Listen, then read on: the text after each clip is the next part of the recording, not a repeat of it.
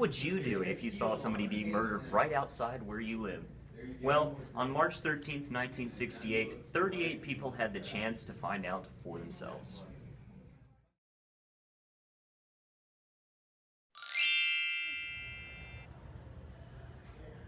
On March 13th, 38-year-old Kenny Genevieve was driving back to her apartment in a residential area of New York City.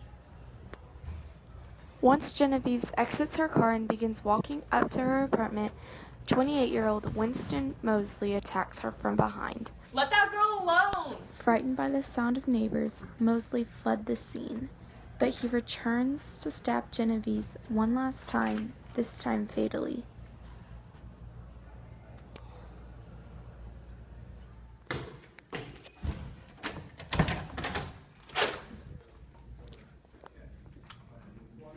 What shocked the news media and many subsequent psychologists the most about this case was that during the roughly 10-minute interval from the time when Kitty Genovese was initially stabbed and when her attacker returned to stab her again, 38 people were aware that this incident was going on, and yet none of them called the police until after Kitty Genovese was dead.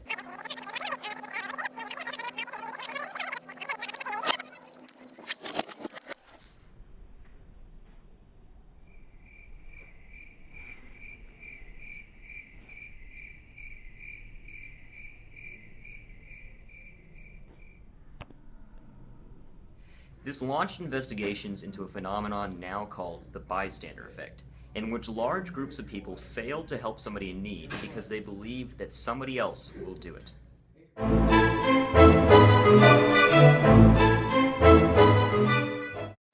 To test this effect, our experimenters went to McKinney Boyd High School.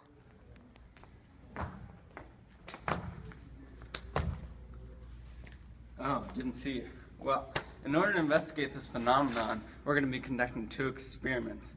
My man Jacob is going to be lying on the ground, either sick or injured. He's pretending, of course, but they don't know that. So, we will be measuring the time it takes for one person to stop and help him. Hopefully, the bystander effect will increase the amount of time that it takes for someone to stop and help him when there are many people going around.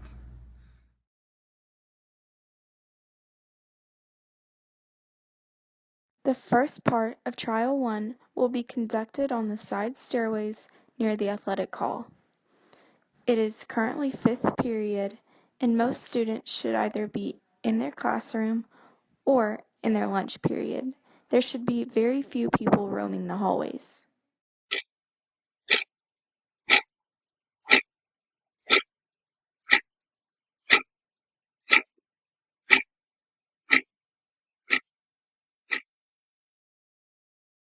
From the time our victim began to hurt until someone assumed responsibility of the situation, 21 students had crossed paths with our victim, and 6 minutes had elapsed. Now, let's move to Boyd's main hallway for the second part of Trial 1. Like in the first part, most people should either be in their classroom or in the lunchroom. In a matter of 3.5 minutes, 10 people passed by our victim without saying a word before one student assumed responsibility and went up and asked him if he was okay.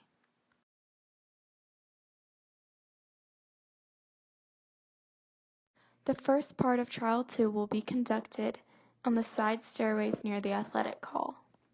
At this time, it is passing period, so people will be coming from lunch to their classrooms and from their classrooms to their lunch period. To our surprise, it only took 30 passing students and 26 seconds before a student stopped to help. The second part of Trial 2 will be conducted in the main hallway of Boyd. Like in the first part, it will be conducted during passing period. Therefore, there will be multiple people in the hallway who will make contact with our victim.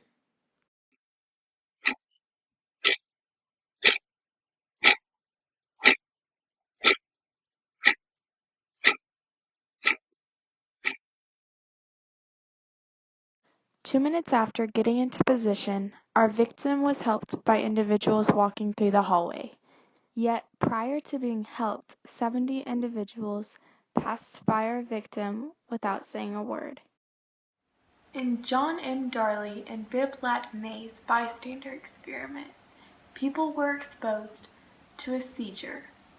At the end of this experiment, Darley and Latané showed that people were less likely to help out someone in need if there was a greater presence of individuals around. To our surprise, our experimental results contradicted those of Darley and Latané's. For at McKinney-Boyd High School, students and faculty were less likely to help out an individual in need if less people were around. All right. Maybe Boyd students really do care.